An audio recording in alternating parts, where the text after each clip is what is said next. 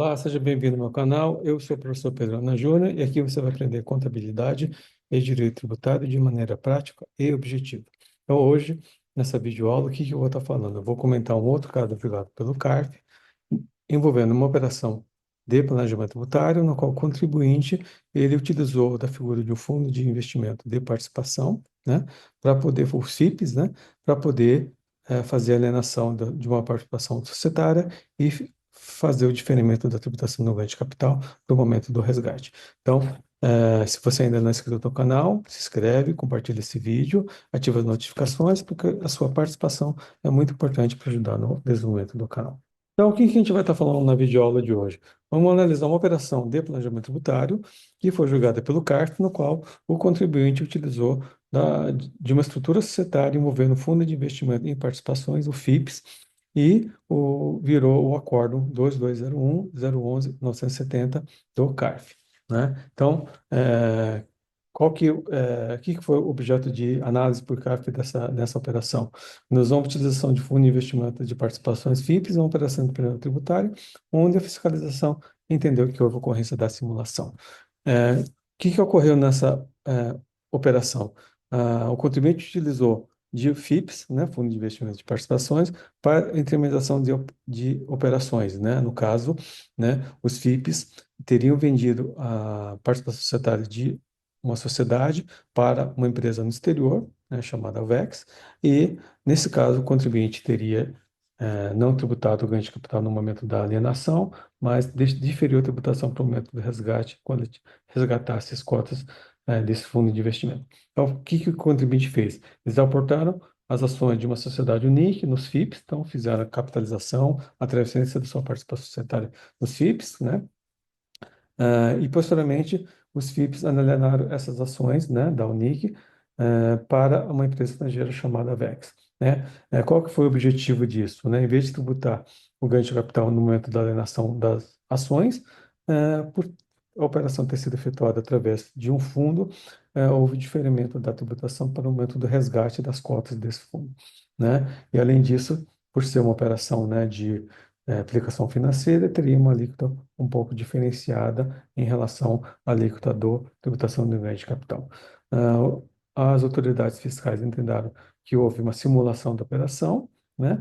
Então, a acusação de simulação com o objetivo de reduzir a tributação sobre o ganho de capital, e houve aplicação de multa qualificada por entender que houve dolo na operação, né?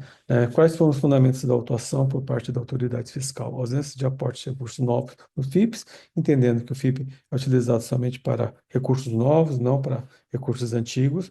Utilização de fundos como laranjas para postergar a tributação, na verdade, teria sido um veículo para poder esconder a real beneficiária da operação, que seriam os acionistas da participação societária.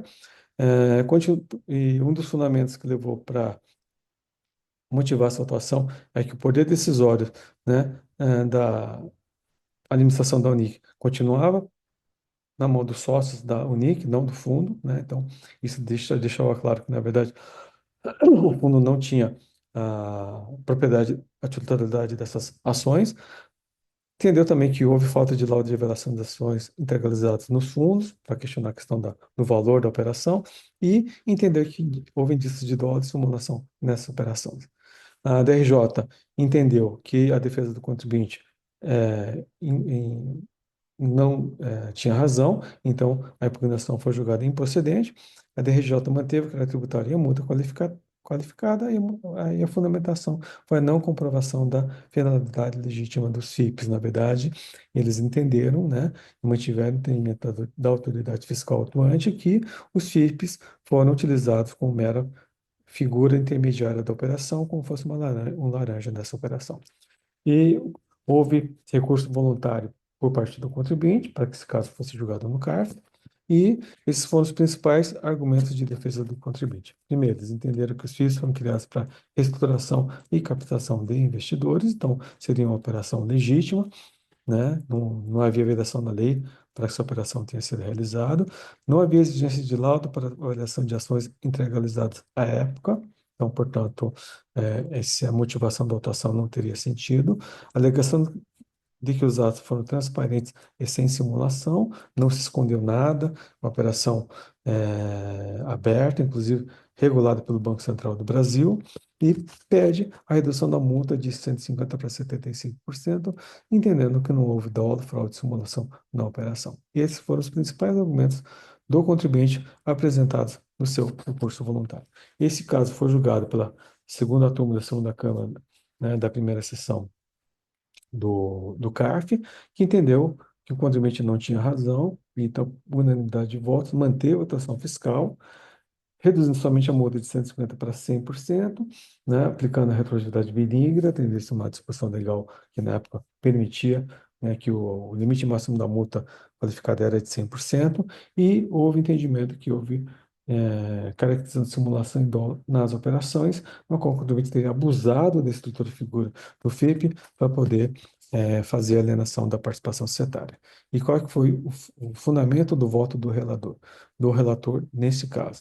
Os fundos de garantia FIP e RB Crédito FIP não cumpriram sua finalidade legal, então elas foram criadas somente para esconder a real intenção do contribuinte, que era fazer a alienação da participação societária, entender que a operação se configura a simulação para reduzir a carga tributária, ausência de novos investidores e de aportes em empresas com potencial de crescimento. Então, o FIP só foi criado para essa finalidade de vender a participação societária da NUC, não foi criado para capital dos recursos, portanto, fazer uma operação financeira legítima e necessidade de se considerar ato simulado e tributar os beneficiários reais da operação. Então, com base nesses argumentos, a turma entendeu que o contribuinte não tinha razão e, por unanimidade de votos, manteve a autuação por parte da Receita Federal do Brasil. Então, esse é um caso interessante de analisar, né, e ver a questão de quais são os limites do planejamento tributário, então, até que ponto eu posso utilizar de uma operação dessa para poder realmente fundamentar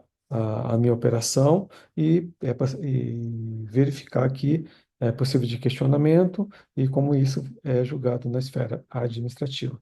Esse caso, com certeza, vai para a Câmara Superior, né, e deve ir para a Câmara Superior, e se não resolver na esfera administrativa, o contribuinte deve buscar o seu direito no Poder Judiciário, no qual ele deve tentar resolver essa situação lá no Poder Judiciário. Então, é isso que eu queria falar na videoaula de hoje, espero que tenham gostado, né? Se gostou, compartilhe esse vídeo, se inscreve no canal, ativa as notificações e vejo você no próximo vídeo. Obrigado, até a próxima.